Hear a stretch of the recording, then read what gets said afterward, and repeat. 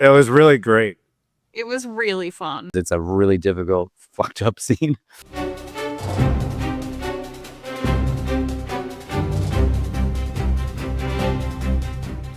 Because I don't really want to kill my Yeah. partner. But I will tell you what I think is interesting. Like, I have a friend going through something right now, and like, Just wanna... well, no, I was like, have you guys, I asked him, I said, have you guys fought about this yet? Because it's like kind of a big thing. I'm like, have you thought about this yet? And he was like, no, we're talking it through. I'm like, man, if you guys haven't thought about this yet, you haven't even really like, Maybe you got to get it out. you got to, I think the big blow up. Yeah. And so I think it was kind of like, I viewed the whole movie as a metaphor for like marriage counseling, that it usually like needs to start. I'm not married, but I'm guessing from looking at all my unhappy married friends, that like it needs to start with a big blow up. And then you can start doing the real work and like realize you're a team, and the only way we're getting out of this is together. I think Jason has real star quality. I felt that for like, I don't know, since the first time I saw him on screen. I just think that like he's an infinitely like watchable person, and it partially just has to do with not seeing him do a role like this, not getting to see him do full action like this, which is really, really fun. And so like to me, it's almost like the bigness of his persona and what you expect from him. So not so much that like I see his face and I'm like, I want to destroy his face, but honestly, to me, it's more the stature of him as an actor that I wanted to sort of like. It's just fun to see, and I always respect it when I feel like a person is willing to put themselves in either a really self-deprecating scenario, and all credit to him, because he's that type of actor who's like he's willing to go there, and like all credit to him for wanting to be that. And honestly, like my wife says this too, like she was like, there's a head of every department, and she was like, and there's a head of the acting department, and that person brings the tone to set, and he's that dude. So I was lucky to work with him.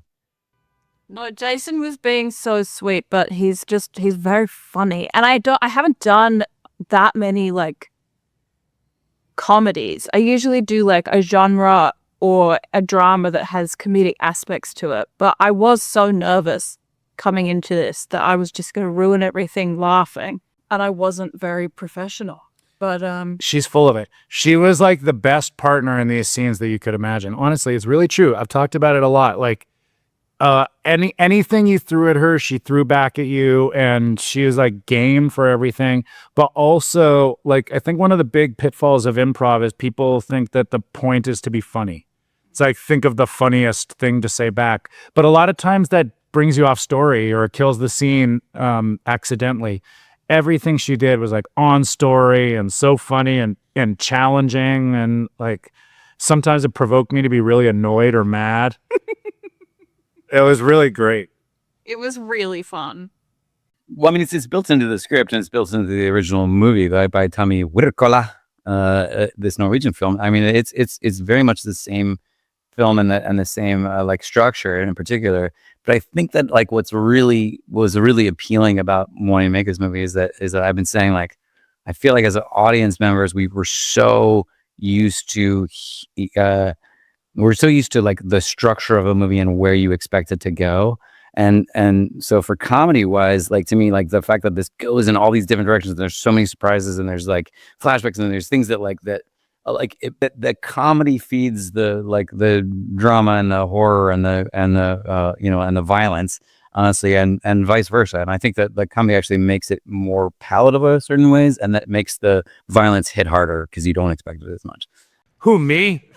I would never murder. The planet murder. Okay, so like a lot of live wires near something like wet, and then be like throw like their favorite candy into the wet bit, and then they like go inside out. How about that? One's good. That's pretty good. Yeah. I mean, they have to really want that candy. Yeah, but you don't know this guy. He would run into fire for a Sour Patch Kid. I've constructed no murder plans. I blacked it out. It wasn't the first time someone spit on me, though. Stephen Yoon spit on me Oh, really? in a movie, yeah. We talked about it first. We said, like, how do we want to do this? And then we're like, well, feels like the only option is we spit on each other. have a mint, be Yeah. a gentleman about it. Jorma, while being a very technically proficient director, also just had us really do a lot of stuff. Yeah, and really, yeah, He just spit on each other. loose. He was a little loose with the Except- planning. At one point he dropped a. There's a scene where we fall through the roof, and then he was like, "I feel like wood would be falling from the ceiling. We're passed out." He said, "Does anyone have a 2x4?" I'm laying there. We're supposed to be unconscious. I'm like, what is happening? And then we hear him whisper, "I'm going to drop this piece of wood on your head." And I said, "I don't want that." And then he said, "I'm going to do it anyway." And Sam's face. I'm going, what? But we have to be unconscious. They're still rolling. So I Can't defend what's myself. happening? Yeah, really, it took advantage of you. That was really funny and wild. But we're going to get him. They were collapsed on the ground, and all this debris is raining on top of them. And I was behind the camera being like, "I'm just going to drop this on you. Can I drop this on you?" And he was like, I don't really want you to. And I was like, "I'm just going to do it. I'm just going to." But like, I think that, I think a big part of making movies and what I love about it is that it is this collaborative process, right? And hopefully you trust your director in the same way that you trust your actors, sort of thing. And I really do pride myself on creating like a pretty good mood on set. I don't like negativity. I don't like, and maybe I push that into like, "I'm just gonna drop this on your head," but honestly, but I think it's always like good to try this. I was just talking to the Radio Silence guys last night, my friend Matt Bednelli, because I was doing a DGA screening, and we were just sort of talking about like always like pushing comedy and then taking it away in the edit when it feels like it's breaking the world. And so we were trying there's a ton of jokes that we were trying on set, and like there are moments on the day that just some shit happens and we're all looking at each other and we're all like, and there's this moment where, and I sort of love these moments because it just gets your brain going where you're like, how do I solve this? And I could spend 3 hours trying to get this the way I envision it, or I can punt and like figure out. And it was actually like really fun to do those things because it was almost like deconstructing the original sometimes, where you're like, oh, I see why this happened, because like you're trying to like add things, and a lot of things like worked really well that I added, and then there's moments where you're like, this isn't working, and I sort of see why they shot it the way that they shot it. So you're almost deconstructing like how somebody else was navigating their way through a movie too.